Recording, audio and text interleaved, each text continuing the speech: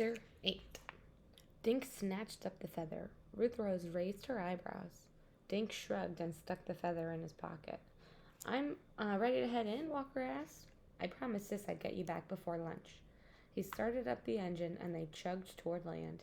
Back at Walker's dock, the kids helped him hose fish goo and seaweed off the deck of his boat.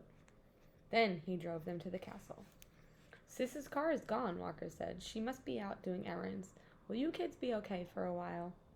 I'm a little hungry, Josh said, grinning. Here, finish this. Walker handed Josh the bread, peanut butter, and knife. He waved and drove away. Where shall we eat? Josh asked. How about the playhouse? Ruth Rose said. I can wash those little dishes. She found a watering can next to the mudroom door and filled it from the spigot.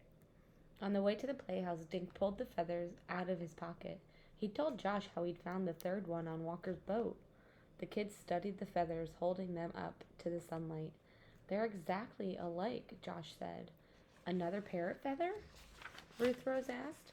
Where could they be coming from? Josh grinned. From a parrot? Very funny, Joshua. Dink suddenly remembered his dream. Screaming bats with green feathers. Ruth Rose opened the playhouse door and they walked in. It's too cold in here, Josh said. Why don't we eat out in the sun? Dink helped Josh carry the table out. Ruth Rose brought out the dishes and set them in the grass. The rug looks pretty dusty, Dink said. We should drag it outside and sweep it. Josh was spreading peanut butter on bread at the table. Can we eat first, then work? My stomach is talking to me.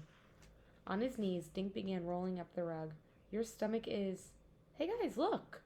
Not another green feather, I hope, Josh muttered. He strolled over to see. Dink pointed to a trap door in the floor. Yes, Josh yelled. I told you! The secret door to the secret dungeon. Ruth Rose ran over. Let's open it, she said. The handle had a spring lock. Ruth Rose squeezed the spring and the lock popped open. With all three of them pulling, they were able to raise the trap door. They heard a creepy whoosh, then cold, damp air escaped. Yuck, what a smell, Josh said. The kids stared into the musty-smelling hole. Stone steps led down to darkness. Even in the dim light, they saw footprints on the steps. Just like the prints we saw on the rug, Dink said. They all jumped back as a hollow scream echoed out of the dark hole. Chapter 9.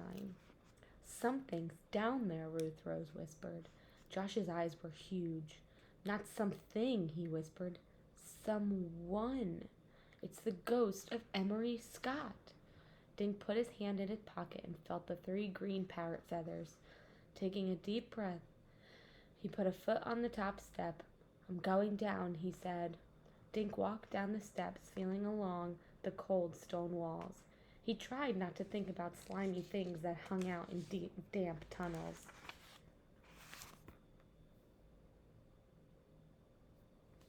Then his hand touched something square and hard.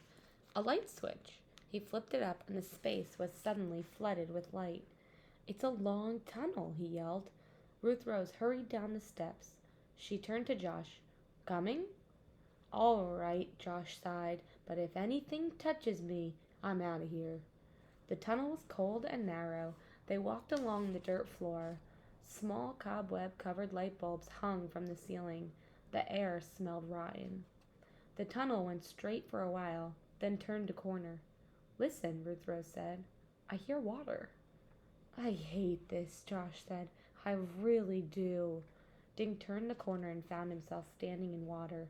Something let out a screech, and Dink froze. Josh grabbed Dink around the neck. What the heck was that? He squeaked. Josh, you're strangling me, Dink croaked. Sorry, Josh said. Where are we? Ruth Rose asked.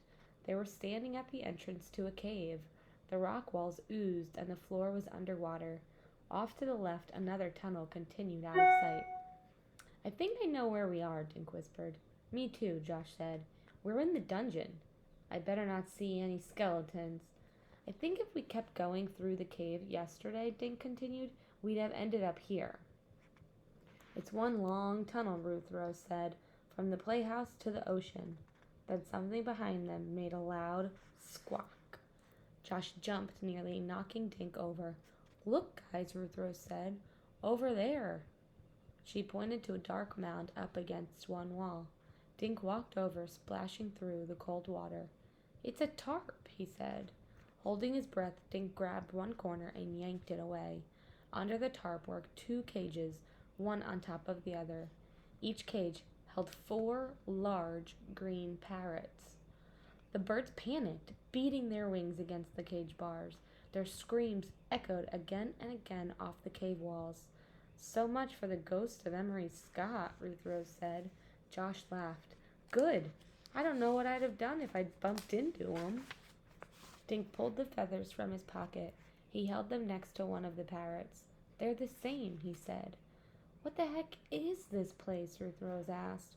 Who'd hide parrots in a cave? I don't know, Dink said. Guys, Ruth Rose said. She was looking down. The tide must be coming in. The water's getting deeper. Dink and Josh looked down. The water was up to their ankles. The parrots, Josh said. The bottom cage was getting wet. The parrots shrieked at the rising water. Let's get them outside, Dink said. Grabbing the top cage, he lugged it into the dry tunnel. Josh and Ruth Rose took the other cage. They hurried back along the tunnel with the parrots squawking in fear. Dink stopped at the bottom of the stone steps and looked up. Uh-oh. What? Ruth Rose gasped. I thought we left the trap door open, Dink said. We did, Josh said. Well, it's closed now. Dink set his cage on the floor. He walked up the steps and pushed on the door. It didn't budge. Josh climbed the steps and they both shoved against the door. It's no use, Dink said. The door must have fallen and the lock snapped shut. What can we do? Ruth Rose asked. If the tide floods this tunnel... Dink walked back down the stairs. There's another way out, but we will have to swim. Until next time, you'll find out the ending.